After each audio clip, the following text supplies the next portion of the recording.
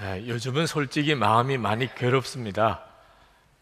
세월호 사고 후에 1년이 되면서 우리나라 각계 지도층 또 우리 국민들이 가지고 있는 생각의 수준으로 인한 마음의 괴로움도 크고, 더 마음이 괴로운 것은 이와 같은 때에 우리 그리스도 안에 있는 모든 성도들이 그와 별 다를 바가 없다는 사실 때문에 마음이 괴롭습니다. 많은 목사님들, 또 많은 장로님들 무너져 내리는 것을 봅니다. 복음이, 십자가의 복음이 이 정도밖에 되지 않는가 하는 심각한 고민을 하게 됩니다. 예수님께서 십자가에 죽으신 것은 우리가 이런 모습으로 살게 하려는 것일까? 그런 고민도 합니다. 그러면서 어떻게 하면 예수님을 바로 믿을 수 있을까? 세상에 대하여 이야기하기 전에 우리가 먼저 어떻게 예수님 안에서 우리가 바로 살 수 있을까? 이름이 알려진 유명한 사람들이 무너지는 것은 우리가 봅니다. 그러나 사실 이름 알려지지 않은 평범한 많은 사람들, 그 속에 있는 그리스도인들이 동일하게 수없이 실족하는 것을 보면서 어떻게 예수 믿어야 바로 믿는 거고, 어떻게 예수 믿는 것이 잘 믿는 것인가에 대한 고민을 하게 됩니다. 오늘 하나님께서 그 말씀으로 우리를 바로 세우시기를 원합니다. 우리가 가지고 있는 큰 문제 중에 하나가 십자가 복음에 대하여 정확하게 알고 있지 못하다는 것입니다. 우리가 예수님을 믿어도 우리의 삶의 변화가 없는 것은 우리가 예수님의 십자가의 복음이 무엇인지 정확하게 알고 있지 않다는 데 있습니다. 많은 사람들이, 우리 그리스도인들이 십자가의 복음을 이해하기를 속죄의 복음으로만 이해합니다. 예수를 믿으면 우리의 모든 죄가 사함을 받는다. 정말 놀라운 복음입니다. 여러분, 우리의 모든 죄가 사함을 받습니다. 구체적으로 표현하면 우리의 과거의 죄도, 우리가 지었던 모든 과거의 죄도 다 사함을 받습니다. 지금 현재 우리가 지은 죄, 지금 현재의 죄도 사함을 받습니다. 심지어 아십니까? 이제 앞으로 내가 지을 죄, 그 죄도 다 사함을 받습니다. 예수님께서 십자가에 죽으실 때는 우리는 이 세상에 나지도 않았을 때입니다. 그때 예수님은 벌써 우리의 죄를 다 짊어지시고 십자가에 죽으셨습니다. 앞으로 여러분이 지을 죄가 어떤 죄가 있을지라도 예수님은 이미 십자가에서 다 사하셨습니다. 여러분, 이거 얼마나 놀라운 복음입니까? 그런데 이것만 복음인 줄로 알고 있는 것은 문제가 됩니다. 이 속죄의 복음, 그것만 복음인 줄로 알고 있는 사람, 그렇게 되면 어떤 문제가 생깁니까? 이미 모든 죄가 다 사함을 받았는데 우리가 거룩하게 살 필요가 뭐 있습니까? 이미 짓지도 않은 죄까지 예수님이 다 용서해 주셨다면 그러면 죄 안 지으려고 애쓸 필요가 뭐 있습니까? 이미 다 용서받은 죄인데. 그래서 정말 말도 안 되는 질문이 나옵니다. 사도 바울이 오늘 로마서 6장 1절에서 이런 질문을 합니다. 그러면 우리가 무엇이라고 말을 해야 하겠습니까? 은혜를 더하게 하려고 여전히 죄 가운데 머물러 있어야 하겠습니까? 예수를 믿고 받은 은혜가 속죄의 은혜라면 그러면 죄를 많이 지을수록 은혜가 많은 거죠. 여전히 죄 속에 있으면 은혜는 여전히 풍성한 거죠. 굳이 죄 안 지어야 되겠다는 무슨 동기가 없잖아요. 이런 질문은 로마서 5장 20절 말씀을 왜곡하고 있기 때문입니다. 로마서 5장 20절에 죄가 많은 곳에 은혜가 더욱 넘치게 되었습니다 라고 말씀합니다. 이 말씀을 잘못 왜곡하면 죄를 많이 지은 사람일수록 은혜를 많이 받는다는 겁니다. 별로 죄 짓고 살지 않았던 사람이 십자가에서 받은 은혜하고 끔찍하고 너무너무 더럽고 너무너무 추악한 죄를 지었던 사람이 은혜 받은 거하고 어떤 게 더 큽니까? 죄를 많이 지은 사람이 은혜를 많이 받은 거죠. 이런 식으로 이 말씀을 이해하고 있는 거죠. 이건 정말 말씀을 왜곡하는 겁니다. 여기서 죄가 많은 곳에 은혜가 많다는 이야기는 죄를 깨닫는 것을 말합니다. 여러분, 우리는 다 지옥에 갈 수밖에 없는 죄인이라는 것에서 똑같습니다. 누가 죄를 더 많이 짓고 덜 짓고가 차이가 없습니다. 우리는 지옥에 갈 수밖에 없는 죄인이라는 데 있어서는 똑같은데, 지옥에 갈 수밖에 없는 죄인임을 깨달은 자냐, 아니면 여전히 자기가 지옥에 갈 수밖에 없는 죄인인 걸 모르는 자냐 하는 차이만 있을 뿐입니다. 우리가 우리 자신이 어떤 죄인인가를 깨닫게 되면 충격을 받게 됩니다. 내가 그런 죄인이었어. 그러나 자기 자신이 어떤 죄인인가를 깨달은 것이 충격이지만 하나님의 은혜는 더 크다는 것을 깨닫게 되는 겁니다. 이미 예수님께서 십자가에서 우리의 모든 죄를 다 사하신 것을 깨닫게 될 때 죄가 많은 곳에 은혜도 넘친다는 말씀이 적용되는 거죠. 절대로 죄를 더 지으라, 여전히 죄 짓고 살으라고 하는 말이 아닙니다. 여러분, 우리가 예수님을 바로 믿으면, 정말 십자가 복음이 뭔지 제대로 깨달으면 죄 짓고 살 수가 없습니다. 그래서 사도 바울이 놀라운 말씀을 하는 겁니다. 2절 말씀에 보면 우리는 죄에는 죽은 사람인데 어떻게 죄 가운데서 그대로 살 수 있겠습니까? 우리는 죄에는 죽은 사람이라는 겁니다. 여기서 우리는 죽은 사람이라는 표현이 나옵니다. 우리는 그저 죄의 사함을 받은 사람만 아닙니다. 우리는 죄에서 죽은 사람입니다. 여러분, 죄에서 구원받는 길은 죽는 것밖에 길이 없습니다. 우리가 죄를 이길 수 있는 길은 노력해서는 불가능합니다. 여러분들도 죄 안 지으려고 노력해 보셨겠지만 성공하신 분이 있습니까? 노력해서 죄 안 지은 사람 있습니까? 그래서 하나님께서 우리를 죄에 대해서 죽게 하신 것입니다. 죄에서 죽는 경우에만 우리는 죄에서 벗어날 수 있는 겁니다. 여러분, 우리는 예수님이 십자가에서 우리를 대신해서 죽으셨다는 것을 믿습니다. 그러나 또 알아야 하는 것이 있습니다. 예수님이 우리를 대신해서 십자가에 죽으신 것뿐만 아니고 우리와 함께, 우리와 연합해서, 우리와 한 몸이 되어서 십자가에서 죽으셨다는 것도 분명히 믿어야 됩니다. 안타깝게도 예수를 믿는다는 사람들이 예수님이 나를 대신해서 죽었다는 것만 알지, 그건 분명히 압니다. 나와 함께 예수님이 십자가에 죽었다는 사실을 아는 성도는 많지 않습니다. 성경에 나와 있는데도 말입니다.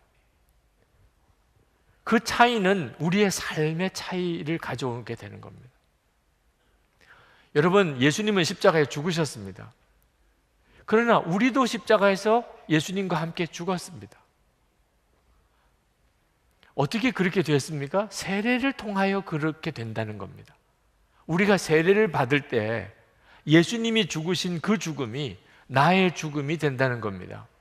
3절 말씀을 보십시다. 세례를 받아 그리스도 예수와 하나가 된 우리는 모두 세례를 받을 때 그와 함께 죽었다는 것을 여러분은 알지 못합니까? 세례가 뭡니까?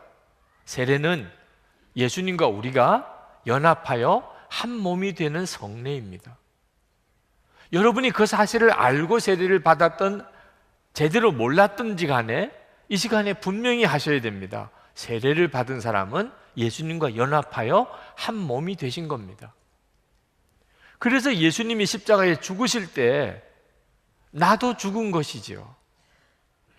그 말씀을 하고 있는 겁니다. 세례를 받은 것은 예수님과 연합하여 예수님과 함께 죽은 사람이 된 겁니다. 6절 말씀에 우리의 옛사람이 그리스도와 함께 십자가에 달려 죽은 것은 이라고 그렇게 말씀했습니다. 우리 옛사람이 그리스도와 함께 십자가에 달려 죽었다는 거죠. 그래서 예수님만 십자가에 죽으신 것이 아니고 십자가는 나도 죽은 십자가입니다. 우리는 단순히 죄사함만 받은 게 아닙니다. 우리는 예수님 안에서 우리도 십자가에서 죽은 겁니다. 그래서 사도 바울이 갈라디아서 2장 20절에서 그렇게 고백을 하는 겁니다. 내가 그리스도와 함께 십자가에 못 박혔나니 이제는 내가 사는 것이 아니요 내 안에 그리스도께서 사시는 것이라. 모든 성도들의 고백입니다. 우리가 예수님과 함께 십자가에 못 박혔습니다. 세례를 통하여 그 일이 우리 가운데 온전히 이루어졌습니다. 그런데 많은 그리스도인들이 자기가 죽었다는 것이 잘 믿어지지 않는다고 말합니다. 나는 안 죽은 것 같아요. 그렇게 말하는 성도들이 많습니다. 자신이 죽은 것 같기도 하고 아닌 것 같기도 하고 도무지 헷갈립니다. 그것은 죽는다는 것을 이렇게 이해하고 있기 때문입니다. 내가 죽었다면 나는 성질도 다 없어지고 혈기도 다 없어지고 분노도 없어지고 음란한 마음도 없어지고 욕심도 없어지고 이기적인 마음도 없어지고 예수님만 사랑하고 살게 될 거야, 죽었다면. 그런데 자기가 그렇지가 않으니까, 그러니까 내가 죽은 건가? 안 죽은 건가? 어떤 때는 죽은 것 같다가 다시 살아난 것 같다가 또 죽은 것 같다가 또 살아난 것 같다. 정신이 하나도 없는 겁니다.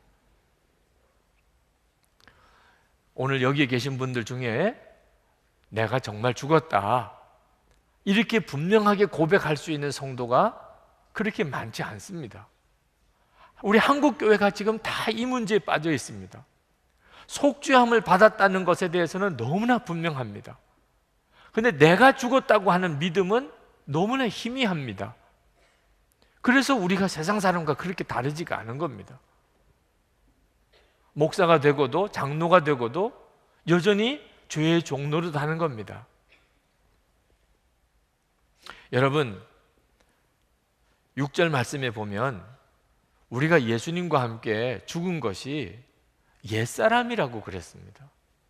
육신이 아닙니다. 육신이 죽었다면 우리는 지금 무덤에 가 있어야 되는 거죠. 우리는 육신이 죽지 않았습니다. 우리가 죽은 것은 옛사람이 죽은 겁니다. 이 옛사람은 죄의 종로로 타는 존재입니다. 우리의 옛사람은 죄의 종로로 타는 존재였습니다.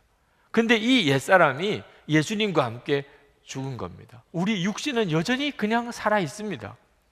그래서 혈기도 그냥 있고 욕심도 그냥 있고 이기적인 마음, 음란한 생각 다 그냥 있습니다. 우리 속에. 그러면 예수님과 함께 옛사람이 죽었다는 게 무슨 의미가 있습니까? 큰 의미가 있습니다. 우리 속에 이 육신의 욕망은 여전히 존재하지만 더 이상 육신의 욕망에 종노릇하고 살지 않습니다. 왜냐하면 이 육신이 죄가 지배하고 있던 옛사람이 죽었기 때문에. 그러므로 죄가 우리를 더 이상 지배하지 못하는 겁니다. 이제는 예수님의 생명으로 사는 거듭난 자가 살기 때문에, 새 생명으로 사는 자가 되었기 때문에 죄가 우리를 어떻게 할 수가 없습니다. 우리 속에 여전히 육신은 있지만 더 이상 그 육신이, 그 죄가 우리를 사로잡아서 우리를 지옥으로 끌고 갈 수도 없습니다. 옛사람은 죽어버렸으니까. 우리를 계속해서 죄 짓고 살도록 만들 수도 없습니다. 옛사람이 죽어버렸으니까. 그래서 6절 말씀에 우리가 다시는 죄의 노예가 되지 않게 하려는 것임을 우리는 압니다. 우리 옛사람이 십자가에 죽은 것 때문에 우리는 더 이상 죄의 노예가 아닙니다. 7절 말씀에 죽은 사람은 이미 죄의 세력에서 해방되었습니다. 그 말씀합니다. 육신은 죽지 않았는데 이렇게 자아만 죽은 경우를 여러분 이해하기 어렵지 않습니다. 분명한 예가 우리 주변에 많습니다. 예를 들어서 무기수를 생각해 봅시다. 이 무기수는 육신이 죽은 게 아닙니다. 그는 교도소에서 죽을 때까지 거기서 갇혀 살아야 됩니다. 그 무기수 안에 육신의 욕망은 여전히 있습니다. 무기수라고 자유롭게 돌아다니고 싶고 마음껏 먹고 싶고 어디 마음껏 하고 싶은 그런 욕구가 없겠습니까? 그런데 이 무기수는 육신대로 못 삽니다. 왜? 평생 교도소 안에서 살아야 돼요. 그 교도소 안에서는 교도소장과 간수의 통제를 받아 살아야 됩니다. 자기 마음대로 못 삽니다. 이것을 자아가 죽었다고 말하는 겁니다. 더 이상 자기 마음대로 못 사는 겁니다. 그러니 감옥인 거죠. 평생 감옥살이 하는 거죠. 많은 사람이 자아가 죽는 것을 끔찍하게 생각하는 이유는 이런 경우를 생각하기 때문에 그렇습니다. 그러나 여러분, 결혼을 생각해 보십시오. 결혼도 똑같습니다. 결혼을 하게 되면 그는 더 이상 자기 육신대로 못 삽니다. 자아가 결혼하면 죽습니다. 배우자가 있기 때문입니다. 이제는 배우자와 함께 사는 겁니다. 서로 순종하고 그리고 서로 사랑하면서 사는 게 결혼 생활입니다. 이 자아가 죽는 것 때문에 어떤 사람은 결혼 생활을 감옥이라고 표현하고 무덤이라고 표현하기도 합니다. 그 자아가 죽은 것만 생각하면 꼭 그런 표현이 적합하기도 합니다. 그러나 여러분, 이 자아가 죽는 것이 꼭 끔찍하고 불행한 것만 아닙니다. 부부 생활이 괴로운 것은 자아가 안 죽어서 그런 겁니다. 결혼은 했는데도 자아가 안 죽은 부부 생활은 고통스럽습니다. 자아가 죽은 부부 생활은 행복합니다. 하나님이 주신 축복의 자리입니다. 여러분, 성경이 우리가 예수님을 믿는 것을 예수 그리스도와 혼인하는 것이라고 그렇게 비유했습니다. 여러분이 예수를 믿는다는 말은 예수님이 이제 여러분의 신랑이 되셨다는 것입니다. 예수님이 여러분의 신랑이 되셨다는 말이 무슨 뜻이냐? 여러분의 자아가 죽은 겁니다. 여러분에게는 신랑이 있습니다. 여러분은 이제 예수님 안에서 삽니다. 예수님이 여러분의 왕이십니다.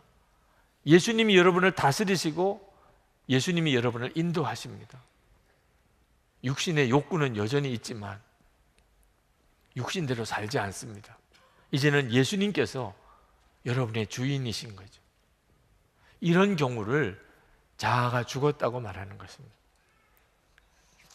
어떤 분이 직장 생활을 하면서 직장 복음화에 대한 사명을 품었습니다. 그런데 어느 날 회식을 하는데 상무님이 술잔을 건넸습니다. 저는 예수를 믿는 사람입니다. 그래서 저는 술을 마시지 않기로 하나님께 약속을 드렸습니다. 제가 술을 마실 수 없습니다 하고 거절을 했더니 분위기가 아주 싸늘해졌습니다. 그때 옆에 앉아있던 어느 중간 간부 되는 사람이 이분의 뺨을 때렸습니다. 상무님이 주는 술잔을 거절하다니. 그 모욕을 견딜 수가 없었어요. 그래서 그는 직장을 사표를 쓰기로 마음에 작정하고 다음 날 기도원에 올라갔습니다. 출근하지 않고. 기도원에 올라와서 마음을 새기기가 어려워서 힘들어하는 중에 주님의 음성을 들었습니다. 나는 십자가에서 죽기까지 했는데 너는 직장 복음화를 위해서 그 뺨 한 번 맞는 것을 너가 견딜 수 없느냐. 그 말씀에 그가 꼬꾸라졌습니다. 그리고 기도원을 내려와서 그리고 그 다음날 출근을 했습니다. 여러분, 자아가 죽는다는 것, 이제는 더 이상 육신이 끄는 대로 살지 않는다는 겁니다. 전에는 육신의 종노릇만 하고 살았습니다. 그냥 내 혈기대로, 내 감정대로, 내 생각대로, 내 계획대로, 내 야망대로 그렇게 살았습니다. 근데 이제는 그것은 예수님과 함께 죽었습니다. 그 옛사람이 죽었습니다. 이제 나는 더 이상 육신의 욕구대로, 육신이 하자는 대로 살지 않습니다. 주님이 하자는 대로 사는 것. 이런 사람이 자아가 죽은 겁니다. 여러분, 우리는 오직 믿음으로 구원받습니다. 근데 무엇을 믿느냐고 하는 겁니다. 예수 믿고 속죄함을 받았다는 것만 믿는 사람, 아직까지 진짜 예수 믿는 거 아닙니다. 속죄함을 받는 믿음은 분명하지만 그것만 믿는 것은 아직도 예수님을 믿는 거 아닙니다. 어디까지 믿어야 됩니까? 내가 예수님과 함께 십자가에서 나도 죽었다, 여기까지 믿어져야 그 사람이 예수님을 진짜 믿는 겁니다. 여러분은 그렇습니까? 예수님과 함께 나도 죽었다, 나도 죽은 십자가라, 그렇게 여러분이 고백할 수 있습니까? 이렇게 믿어질 때 세례를 받는 겁니다. 4절 말씀에 보시면, 그러므로 우리는 세례를 통하여 그의 죽으심과 연합함으로써 그와 함께 묻혔던 것입니다. 여러분, 세례식은 장례식입니다. 장례식입니다. 세례를 받았다는 말은 장례식을 치르고 산다는 뜻입니다. 그러나 이 장례식은 슬픈 장례식이 아닙니다. 기쁨 장례식입니다. 죄의 종로를 하는 옛사람이 죽은 장례식이니, 옛사람이 죽은 장례식을 치르고 사는 겁니다. 그래서 나는 죽었다고 그렇게 고백하는 겁니다. 이런 고백이, 이런 믿음과 이런 고백이 될 때 이 사람을 예수 믿는 사람이라고 말하는 겁니다. 근데 많은 그리스도인들에게 이 믿음과 고백이 분명치가 않은 겁니다. 옛사람이 죽었다는 사실은 믿지 못한 채 죄의 용서만 받으려고 합니다. 그러니 하나님 앞에 나올 때마다 용서해 달라고 회개는 하는 것 같은데 자기가 죽었다는 것을 믿지를 못하니까 죄는 또 짓습니다. 그리고 또 와서 또 회개합니다. 그리고 가서 또 죄를 짓습니다.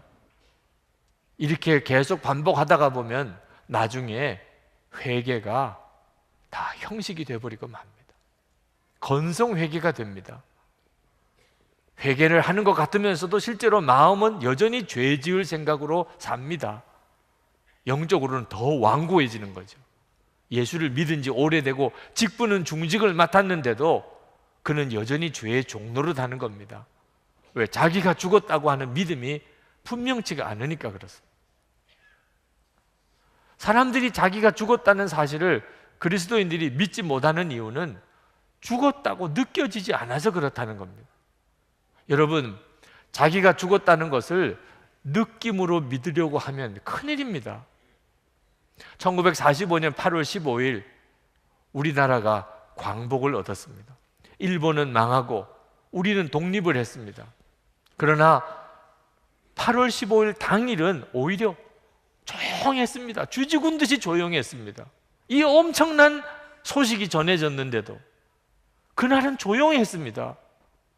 누구도 거리에 나와서 대한독립 만세를 외치지 않았습니다. 그날은 다들 이게 무슨 일이야? 소식은 들었는데도 느낌이 안 오는 거예요. 실감이 안 나는 거예요. 진짜 우리나라 독립한 거 맞아? 일본이 망한 거 맞아? 지금 총리의 할아버지 되시는 분이라고 전에 들었습니다만 아베 총독이 마지막 총독입니다. 그가 9월 9일에 미국 사령관이었던 하지 중장에게 항복 문서를, 그리고 이 조선의 모든 통치권을 다 넘겨줄 때, 그때 9월 9일입니다. 그때까지 아베 총독은 여전히 총독이었습니다. 일본은 망했는데도. 그러니까 사람들이 한동안은 일본이 망한 것 같기도 하고 아닌 것 같기도 하고, 우리나라가 독립을 한 것 같기도 하고 아닌 것 같기도 하는 혼란 상태에 있었다는 거예요. 왜? 느낌으로 알려고 하니까. 느껴지지 않는다는 것이 얼마나 우리를 진리 앞에 서지 못하게 만드는 것인지 알아야 합니다. 우리에게 중요한 것은 사실인 거예요, 사실. 여러분의 옛사람이 죽은 것은 느낌으로 아는 게 아닙니다. 그건 하나님이 다 이루어 놓으신 거예요.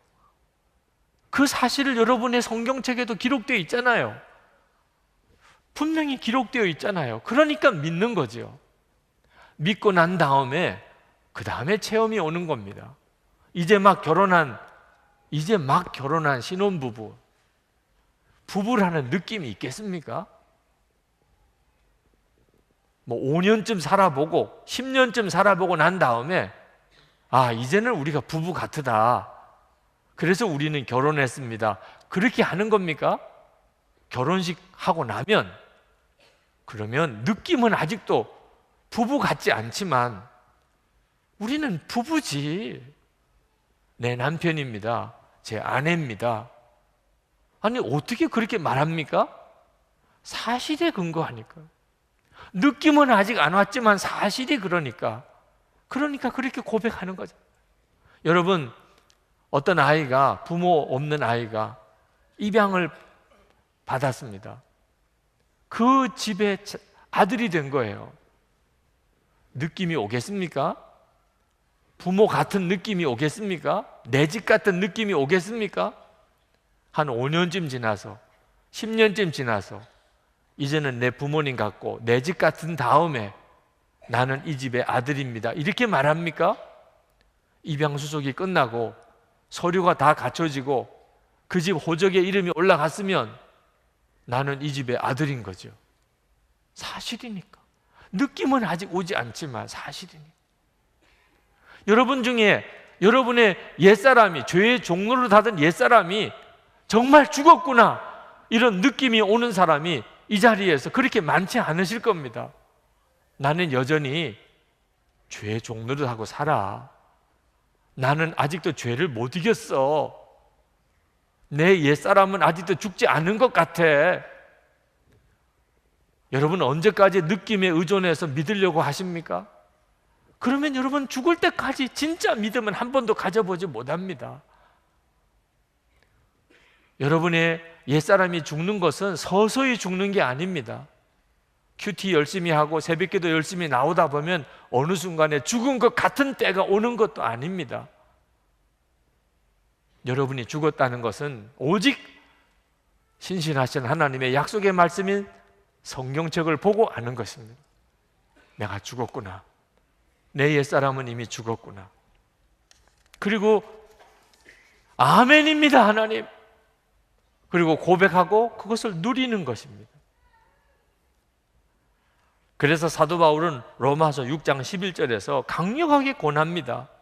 여기라, 이와 같이 너희도 너희 자신을 죄에 대하여 죽은 자로 여길지어다. 여러분, 여러분의 육신 안에는 죄의 욕망이 여전히 있습니다. 그때 여러분이 이렇게 하셔야 됩니다. 이제는 속으면 안 됩니다. 나는 이미 죽었어. 십자가에서 나도 죽었다고. 십자가에서 여러분 속에서 죄의 욕망이 일어날 때 다시 여러분을 사로잡으려고, 여러분을 노예 삼으려고 역사할 때 여러분이 이제는 진짜 믿어야 됩니다. 나는 죽었어. 십자가에서 나도 죽었다고. 내 옛사람은 이미 죽었어. 죄야, 사탄아, 너는 내게 아무 권한이 없어. 그렇게 고백해야 되고 그렇게 믿어야 하는 겁니다. 그러면 죄가 더 이상 우리를 지배할 수 없다고 했습니다. 14절에 죄가 여러분을 다스릴 수 없을 것입니다. 우리는 어쩔 수 없이 운명적으로 죽을 때까지 예수를 믿어도 죄의 종노릇하고 사는 거 아닙니다. 예수님이 십자가에 죽으신 것은 우리를 죄의 노예 생활하는 데서 건지시려고 십자가에 죽으신 것입니다.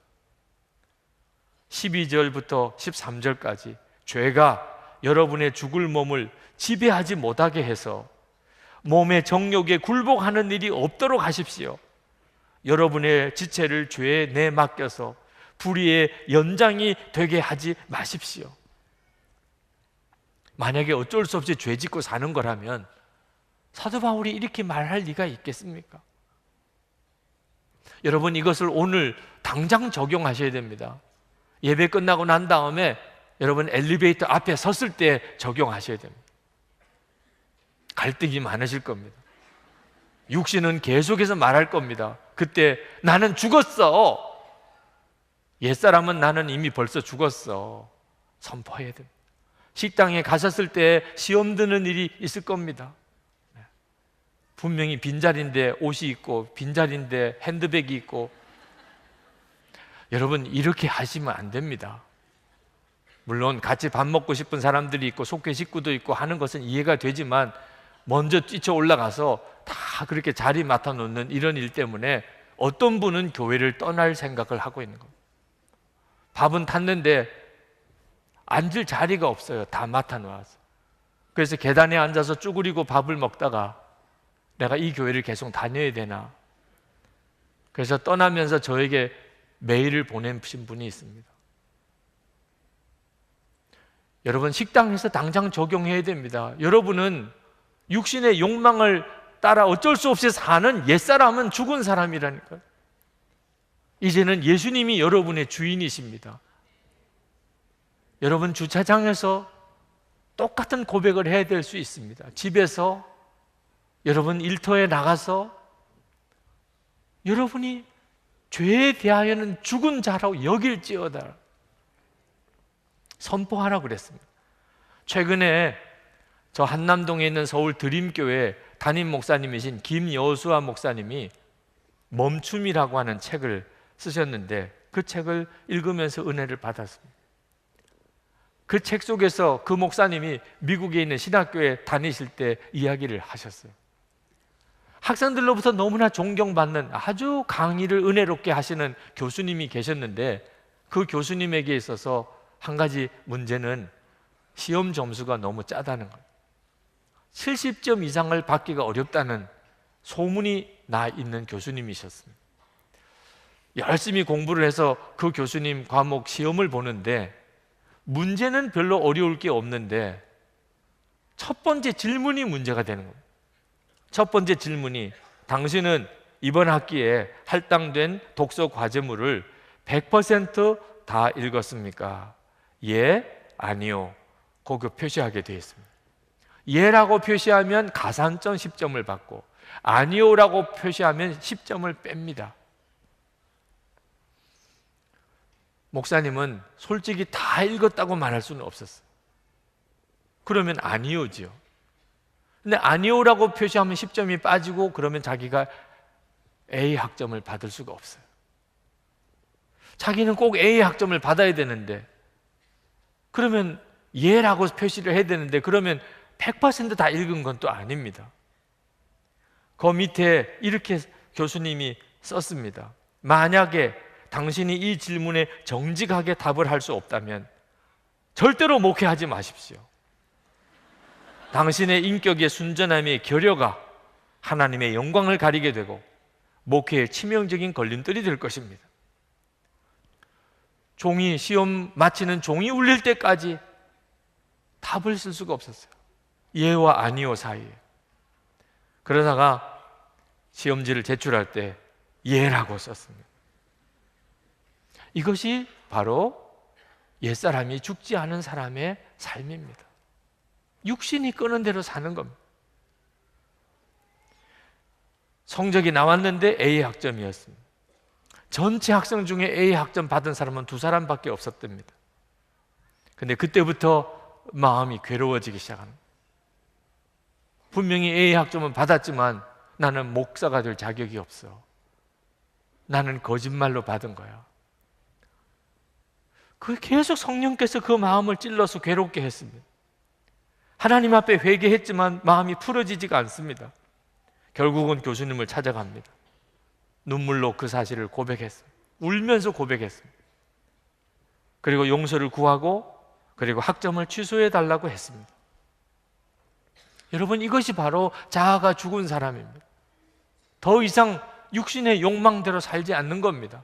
주님이 이끄시는 대로 사는 겁니다. 그로 인해서 어떤 손해를 보든지 간에 교수님께서 말씀하셨답니다. 여호수아, 너는 목회자가 되려면 많은 도움이 필요하겠다. 내가 너를 도와줄 테니 이제 나와 정기적인 만남을 가질 수 있겠니? 내가 하나님의 사람이 될 수 있도록 내가 너를 도와주겠다. 그리고 3년 동안 그 교수님과 정기적으로 만났습니다. 교수님과의 만남은 괴로운 일이었다고 그럽니다. 왜? 솔직하게 대답하기 어려운 질문들만 자꾸 하시는 겁니다. 거짓으로 대답을 드리면 마음이 편안하지만 교수님이 말씀하시더래요. 내가 지금 내게 거짓말을 말하면 당장은 부끄러움을 모면할 수 있겠지만 결국은 그 거짓 때문에 더 큰 수치를 당하게 될 것이다. 그래서 정직하게 고백을 하고 이 연습을 3년을 하셨다는, 그러면서 자기 속에 얼마나 무서운 죄가 도사리고 있는지를 처절하게 경험을 했다는 거예요. 자기 속에 얼마나 죄의 심각성, 죄의 파괴성이 자기 속에 심각한지를 치를 떨 정도로 경험했다는 겁니다. 3년 동안 그 교수님과 만나면서, 그러면서 죄의 종로를 하지 않는 훈련을 받았다고 했습니다. 지금 그 목사님이 목회하시면서 하나님이 역사하시는 것은 아마 그 훈련 때문일 것입니다. 옛사람, 이미 십자가에서 죽은 옛사람으로 살지 않고 예수 그리스도로 사는 사람이 된 거죠. 여러분, 이미 죄에서의 승리는 하나님이 다 이루어 놓으셨어요. 우리 옛사람은 죽었어요. 그러나 여러분이 내가 죽었다는 믿음을 가지고 고백하고 선포하는 것이 없다면 그건 여러분의 것이 아닙니다. 그래서 사도 바울이 권하는 겁니다. 그리스도 예수 안에서 하나님께 대하여는 살아있는 자로 여길지어다. 11절 말씀에 죄에 대해서는 죽은 자로, 하나님을 향하여는 살아있는 자로 여길지어다. 그런데 거기에 그리스도 예수 안에서라는 표현이 나옵니다. 이 그리스도 예수 안에서라는 표현이 매우 중요합니다. 앞으로 로마서에서 계속 나오고 바울 서신에 계속 기록되어 있습니다. 이 그리스도 예수 안에서라는 표현은 예수 그리스도의 통치를 받는 가운데, 그런 뜻입니다. 여러분이 만약에 예수 그리스도의 통치를 받고 있다면 예수 그리스도 안에서라는 표현을 쓸 수 있습니다. 그러나 여러분이 예수님의 통치를 받고 있지 않다면 여러분은 예수님 안에 있는 게 아닙니다.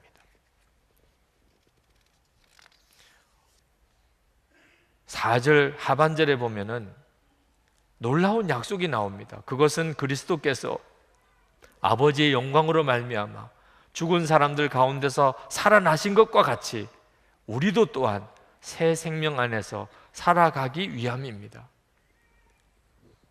우리는 단순히 죽은 것만 아닙니다. 이제는 새 생명으로 살게 되어 있습니다. 근데 이것이 예수 그리스도 안에서 됩니다. 여러분, 우리는 대한민국 국민 안에 살고 있습니다. 이것은 단순히 우리가 이 대한민국이라는 땅 안에 살고 있다는 뜻만 아닙니다. 우리가 대한민국 국민 안에 있다는 말은 대한민국의 법을 지키고 그리고 대한민국 국민으로서의 의무를 해야 하고, 우리나라가 혹시 실망스럽고 지도자들이 문제가 있어도 여전히 그것을 우리가 감수해야 된다는 뜻입니다. 그러나 대한민국 국민 안에 있으면 놀라운 유익을 얻습니다. 우리가 해외여행을 나가면, 그러면 어느 나라에 입국할 때 우리는 여권을 보여줍니다.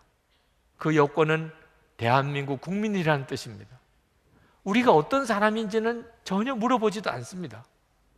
그냥 대한민국 국민이라고 하는 영권만 보고 확인이 되면 우리는 입국 허가를 받습니다. 그건 정말 놀라운 일이죠.